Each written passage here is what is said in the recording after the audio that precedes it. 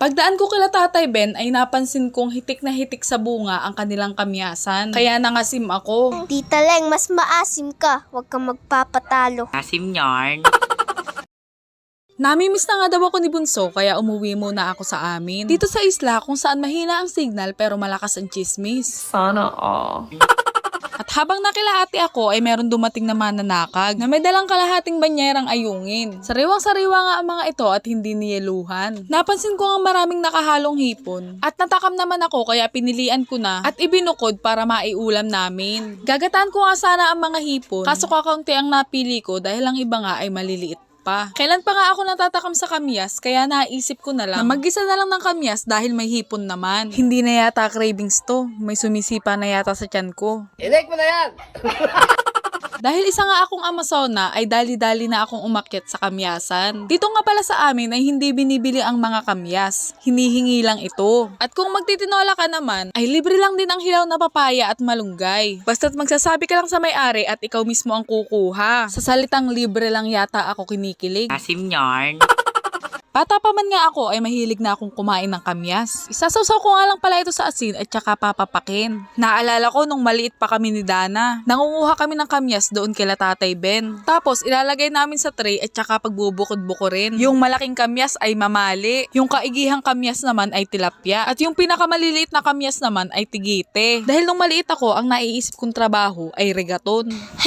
Napaka-cheap!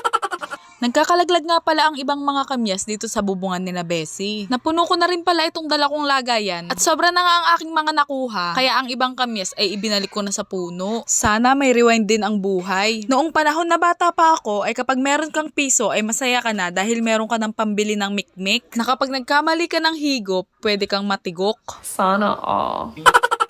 Dahil natatakam na nga ako ay tinikman ko na ang mga kamyas kung ito ba ay maaasim. Hindi ko na nga ito hinugasan dahil fresh naman ang mga kamyas. Tita Leng, mas maasim ka. Huwag kang magpapatalo. Asim yarn. Dito nga pala ako kila Maring Didet nakahingi ng kamyas. At pagdaan ko dito kila Tatay Ben, ay napansin kong hitik na hitik sa bunga ang kanilang kamyasan. Kaya nakipasok nga muna ako sa kanilang bakuran para nga videohan ito. Umuwi na nga pala ako sa amin para maggayat ng mga sahog. At pagbukas ko nga ng Facebook ay nakita ko nagla-live selling ang aking Bessie.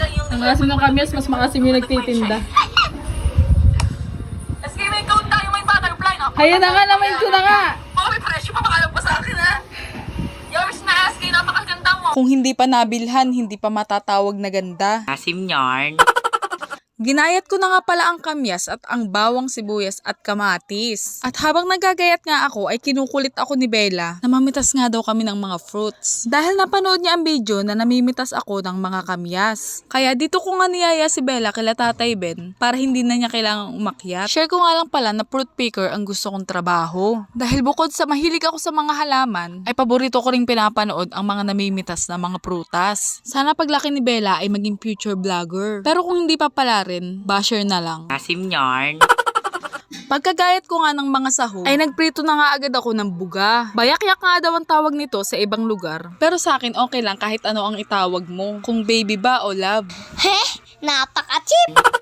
Nang naluto ko na nga ang mga buga, ay sunod ko nang isinalang ang kawali. At ginisa ko na nga ang bawang sibuyas at ang kamatis. Sunod ko ang nilagay ang hipon at ang kamyas na kasing asim ko. Kailangan nga palang pigain sa tubig na may asin ang kamyas. Para kapag naluto na ito ay hindi na ito maasim. Nilagyan ko nga lang pala yan ng konting tubig na galing sa Laguna Lake. Tinimplahan ko na nga rin pala yan ng mga pampalasa. At nung naluto na nga ay agad ako nagsandok ng kanin dahil takam na ako. Pagkakain ko nga ay nadatnan ko sina ate na nagbubukas ng mga parcel. Medyo maasim pa nga ang lasa ng niluto kong kamyas. Shoutout nga pala kay Rolex Castillo na malaki ang ngipin. At sa tropa ko na si Kat Alterado. Tita Leng, mas maasim ka. Huwag kang magpapatalo. Asim yarn.